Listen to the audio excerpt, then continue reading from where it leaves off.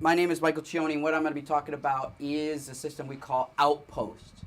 And another system we call Live Play. These are systems we see people integrating into their on-set workflow in their own ways. So I'm going to show you one way that's starting to get a lot of traction, but a whole bunch of people can take iterations of this. Similar to if you have experience with, like, you know, edit setups or red camera setups, stuff like that. You've heard and seen how people do it, and then you take that information and then you sculpt your own version, because you're like, well, maybe I don't have a 12-core Mac, I have this. So I don't have a Rocket, I have two Macs that I can work together, or you know, whatever, you know, or I'm not going to use Rockets, I'm going to use Premiere and run the R3Ds natively. Or I have a friend that actually uses Vegas and does it that way. And Vegas R3D integration is actually probably the best of all the platforms, but Vegas is like difficult to like multi-clip with, you know, like it doesn't have that, but it has really, really, really great, really exceptional red support. So there, you know, there is no perfect triangle, right? You have a triangle and you just figure out where the dot's going to fall,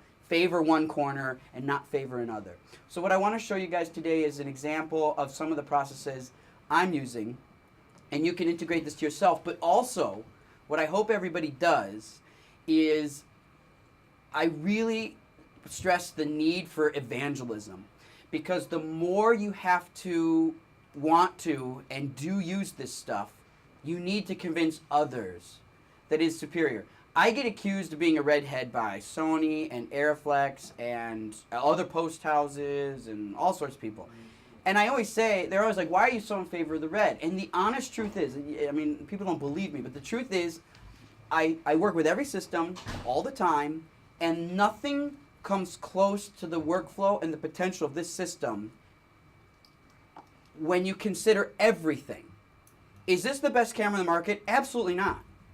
But is a, you know, Honda Civic the best car in the market? Absolutely not.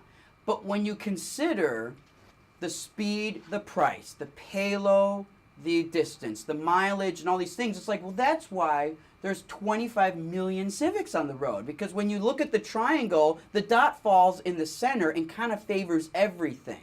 You know, the Bentley doesn't favor very many things. The dot's all the way in a corner.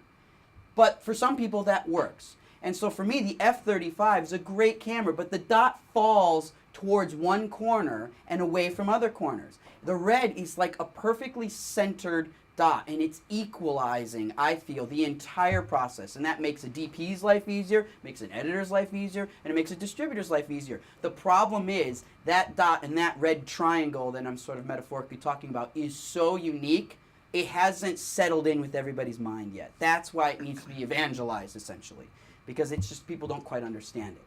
So in the world of post-production, I know this is a little bit small, but bear with me here.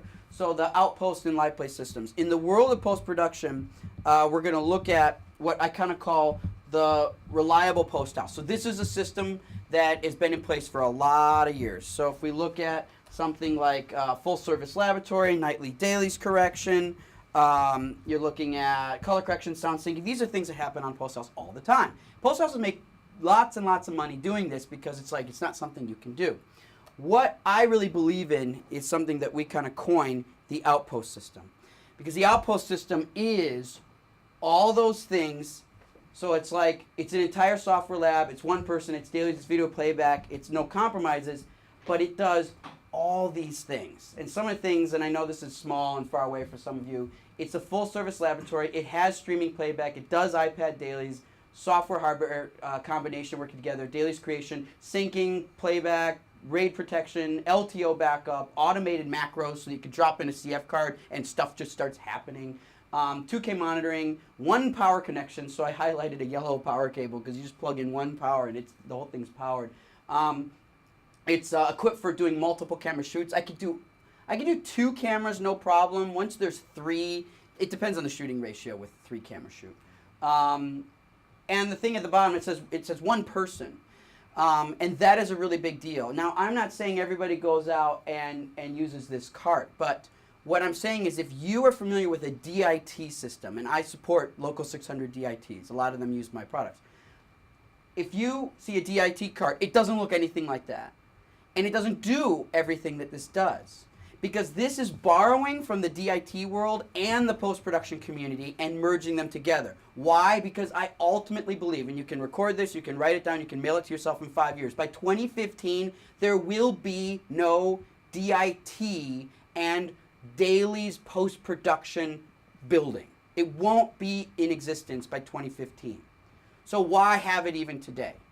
Well, one of the reasons, that's a good question actually, I've just asked myself, one of the reasons you can't have it today is because it's just become possible to execute some of this technology. It's really on the fringes, but it is possible, and people are starting to realize that. Now, most of you, if you're working with red files, you don't go to a post house to do your own dailies. You probably don't have to. So you're like, but if you had an SR tape and saw on the F-35, you would absolutely go to a post house to get those files digitized. You wouldn't think about buying an SR deck, or mostly people wouldn't even think about renting an SR deck. But with the red, they're like, maybe I don't have to go to a post house. I'm a post house, and I'm advocating this, so it's poignant, believe me.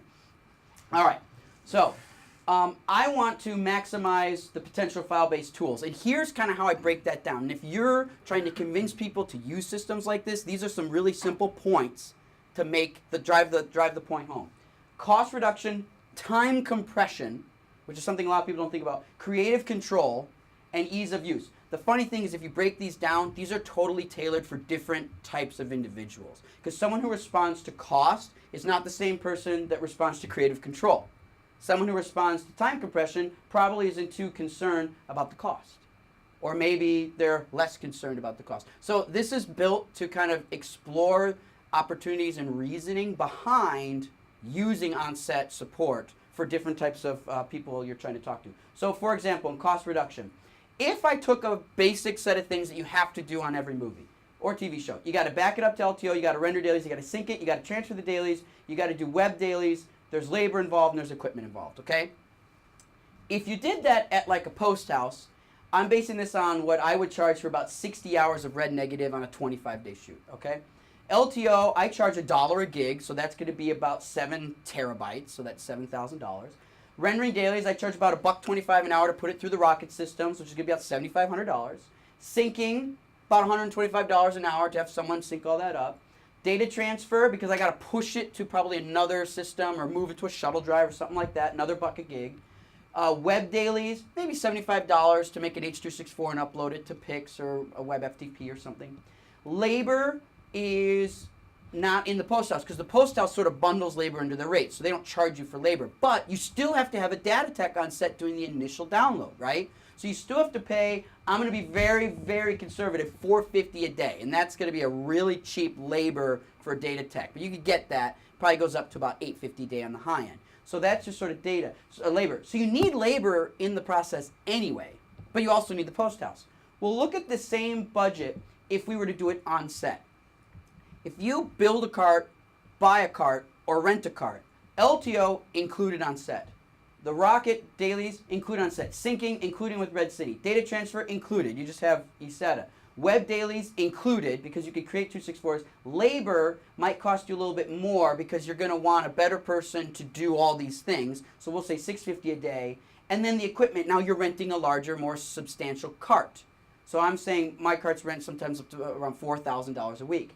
If we put these together, the difference is 44.7 to 36.2, which is a 20% reduction in price. And we've delivered everything on the same day.